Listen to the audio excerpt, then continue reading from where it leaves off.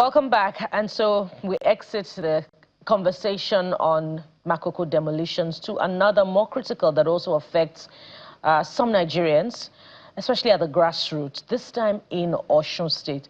Now, for a quick background, the Osun local government administration row between the now Accord Party-led government and the former APC government has been mired in litigation. And, you know, we recall the local government elections that was conducted in 2022, that saw court judgments sacking them, and then another court of appeal judgment that has been given different interpretations by both parties in the matter.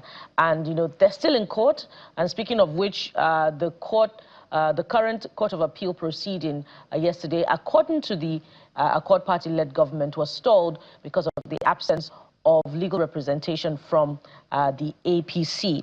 Let's have this conversation now and get further insight about what is currently happening and, of course, possibly how this can be resolved. We have joining us now on the program Mr. Kolakpo Alimi, the Commissioner for Information in Osun State, who has joined us on this program. Now, so many accusations are flying around, but I recall in the state broadcast of the Osun State governor, he did, accuse his predecessor of using, a bank to illegally get payment of the funds of the local government administration. But let's begin with the, we'll get to that later on, but let's begin with the court hearing from yesterday that was stalled as a result of the absence of the APC representation. Talk to us about the high points of that before we proceed. Well, thank you for this opportunity. You know, all these shenanigans is quite avoidable and unnecessary. But because we have some people who are not statesmen, who be in the politics of being honest, yesterday, we told them that the election conducted is unconstitutional, is illegal. The court nullified it. 2 judgments from the Federal High Court. They went to the Court of Appeal. They are now twisting the judgment. Okay, before the Supreme Court and the Court of Appeal, they agree that assuming they have a tenure, their tenure will come to an end by October last year, 2025. Now, when October was approaching, they quickly rushed to the Federal High Court. They filed another suit seeking for tenure elongation. They call it tenure determination. This is strange. You didn't have any tenure in the first instance. You are only using federal might to countermand the authority of those that are supposed to be there. And with the help of the police and with the aid of the CBN sending money to wrong accounts. And so when that purported tenure ended, you are supposed to leave our secretariat at least for peace. They said no. So that case they filed. You know what they did? Having filed the case, in the court process, when you are plaintiff for your defendant and you approach the court, immediately you file the case, the law presumes, under the principle of fair hearing, that the defendant or the respondent you are suing is not an angel to know that you have filed a case. Before the court will assume judicial and knows that the defendant is aware of the case, the defendant must be served. And the agents of the court to serve such processes, they are known as a bailiff. So you have to mobilize the bailiff to go and serve. So what they did in their own case was that having filed the matter, they said they have filed the matter, but they didn't serve anybody. So we heard about the matter and we went to the court, we saw it and served all the parties. That was when the court now gave the dates to the case since September. And the court gave January 28th. So unfortunately, yesterday when the case was to come for hearing, and when we got to court, none of their lawyers came to court. They said they have other cases. And they listed 10 cases, out of which 3 are senior advocate of Nigeria. And that is the case they are using. They say because they have filed the case They have to be there until the case is determined. And so when the case is to be had, they run away. So the summary of what happened yesterday, it only indicates to the whole world that these people are only doing brigading in our local government. For the purpose of record, to bring back to to the memory of our viewers at home, they are claiming the court reinstated them. That is their claim. We are saying no. This judgment is written in black and white. Show us where you are reinstated. But let us now look at those that are umpires that are not biased and they do not have anything to do with the state. The Nigerian Bar Association has set up a committee on this issue, and they came up with a resolution that the chairman elected in 2022 under the leadership of Oyetola have to vacate because the court has nullified their election. Have the electoral act. They didn't yield to that advice. Now let us now go to Supreme Court. You know, the state approached the Supreme Court recently, and we invoked the original jurisdiction of the Supreme Court between Osun State and the Attorney General of the Federation. For us, for the Supreme Court to help us interpret all the judgments. When we got there, the Attorney General of the Federation, instead of allowing the Supreme Court to interpret the judgment, raised objection that the state lacked and local case. How the citizens of the Supreme Court, six of them agree with that the local authorities of government that the state lacks division. However, and so those six justices, they didn't go to the merit of the case. They stopped at the preliminary objection. However, one justice of the Supreme Court dismissed the objection of the federation and went straight to the merit of the case. Now, I will forward it to you, Pusa, and so that all over the world will see what you are talking about. You will see the opinions of my Lord Justice Angie. It's not a binding judgment. Let me see, because I'm a lawyer. But the opinion, because others don't make any opinion. Now, what I'm saying in essence is that that opinion shows to the whole world. My Lord Justice Angie said, those elected under the APC administration. Mr. Alimi, pardon me if I may come in there. We're having difficulty hearing you, and we're talking about a very critical part of the determination of the legal matter between both parties, which is you approaching the Supreme Court. I'd really like to know how recently the Accord Party-led government approached the Supreme Court, particularly because the APC, side to this matter is saying that your mistake was that you didn't appeal the Court of Appeal judgment on the local government administration dispute at the level of the Supreme Court. So we would like to see clarification on what your prayers were before the Supreme Court and why the Attorney General, objected, saying that the government lacked the locus standi. Would like clarity on that before we move to the next part of the interview. But we hope that the audio will be better this time around as you provide us with those clarifications. I wouldn't know whether you are hearing me now. Can you let me know whether you are hearing me? Yeah. Can you let me know whether you are hearing me? Yeah, it's okay temporarily for now. Okay. Okay, thank you very much. You know, they are being mischievous. They are the one we approach the federal court. All their federal court nullified the election. All their efforts to get the judgment set aside by the Court of Appeal failed. So what are we going to do at the Supreme Court? We are the one. We won at the Court of Appeal. The one they are claiming February 10th that they won was struck out on technical ground. There's another one they approached the court. No, because there are two cases. There's another one they approached the court. And so this judgment that the NBA, I know to the Nigerian Bar Association, that is the umbrella of all lawyers. The Nigerian Bar Association has reviewed all judgments. Ask them what's the position of FBA. Now, I told you that recently, it was in October, around October, that we approached the Supreme Court. I told you to approach the Supreme Court. They were the one who raised objection. They didn't allow the Supreme Court to interpret the judgment. I agree. The majority judgment struck out our case. on the ground that the local government be a third tier.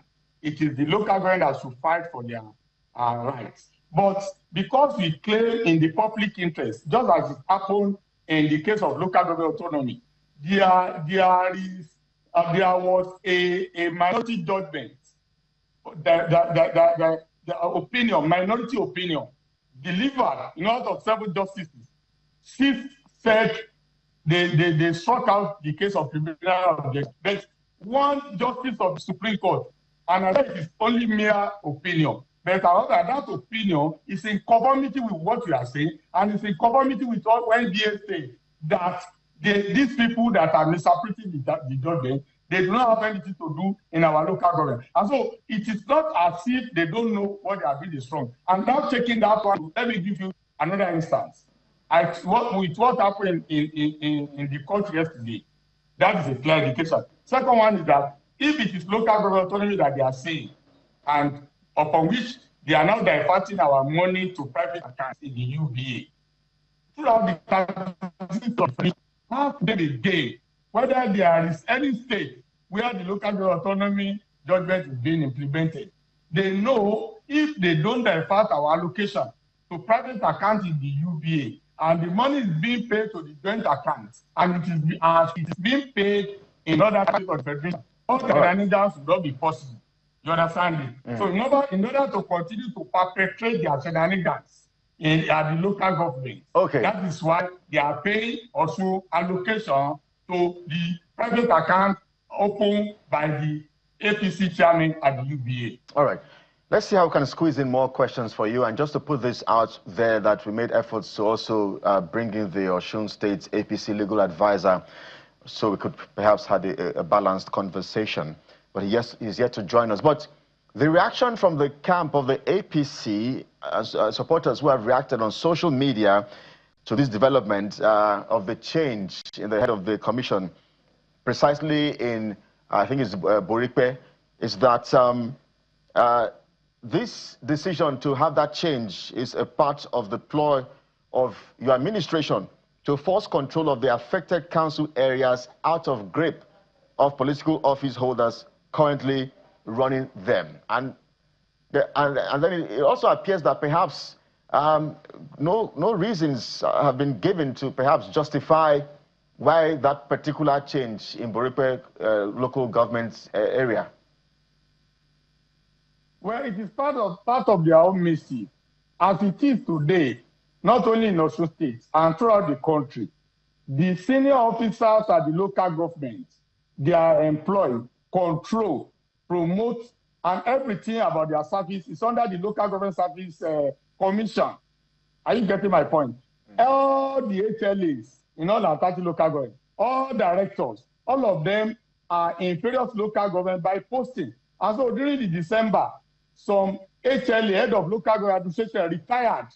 And in Osun, we have 30 mother council, and we have about another 29 SCDA, local government and development administration. And so the practice is that when HLA, senior HLAs in the border council retires, the commission will move people from the SCDA, those are HLA from the SCDA, by promotion to the border council. And then later on, they will now promote some directors to become the HLA in those SCDA. And that is the practice. It is not only in Osun. And local government service commission is a creation of constitution and law.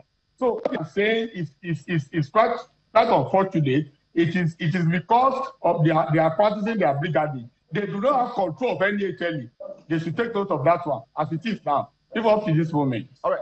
For someone who is really very close to the governor, Mr. Commissioner, I wonder perhaps if you think that maybe if you had defected to the All Progressives Congress, maybe all of these battles would have been ended.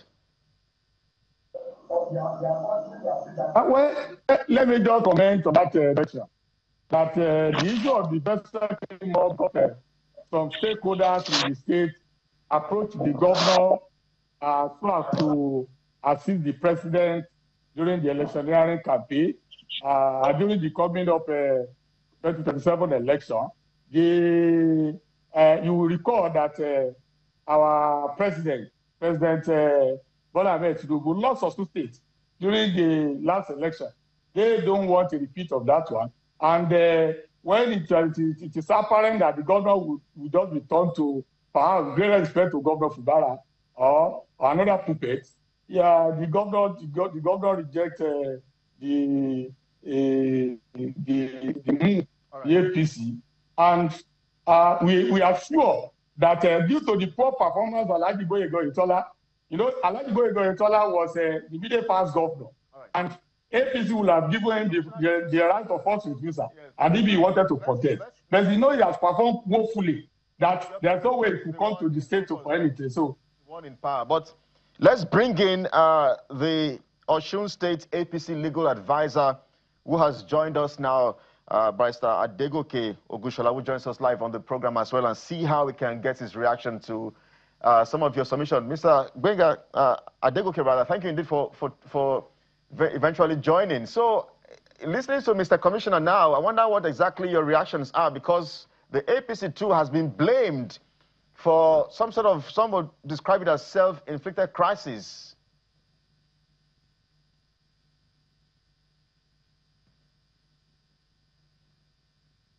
I think you may have to unmute your mic, Barrister Adeleke.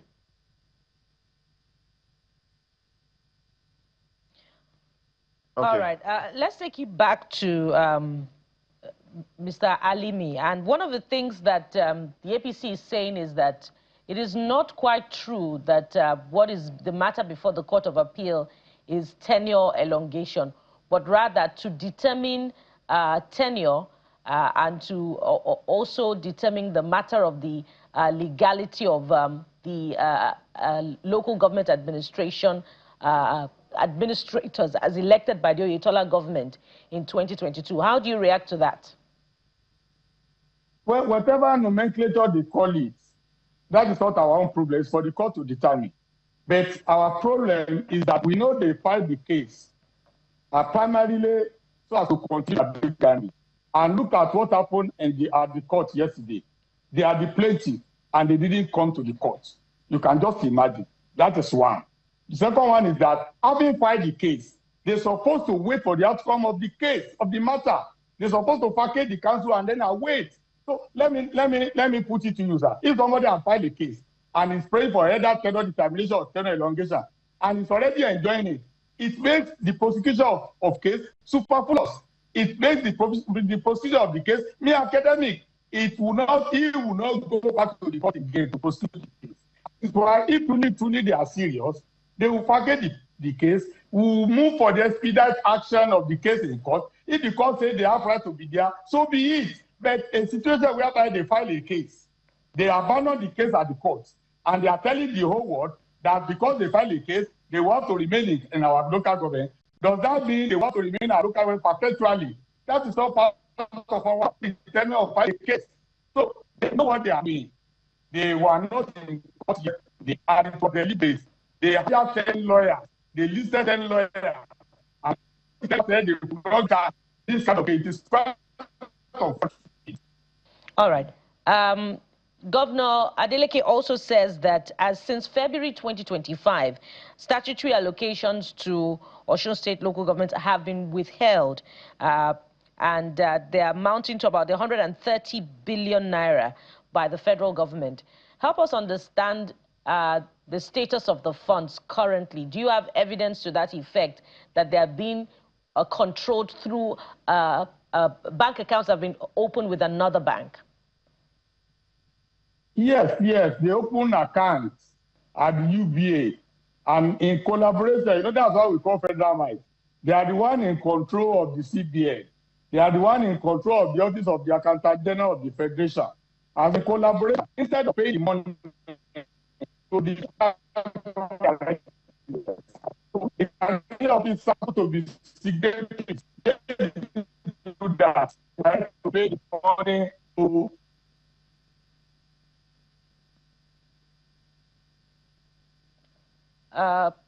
oh dear, we'll be having very serious difficulty with the internet connection through to Mr. Kolakbo Alimi. But we will stay with this story and secure another opportunity to get, the perspective of the APC in Osun State in subsequent programming. It was sad that we're unable to get the legal advisor of the All Progressives Congress in Osun State, Mr. Ogushola, to join.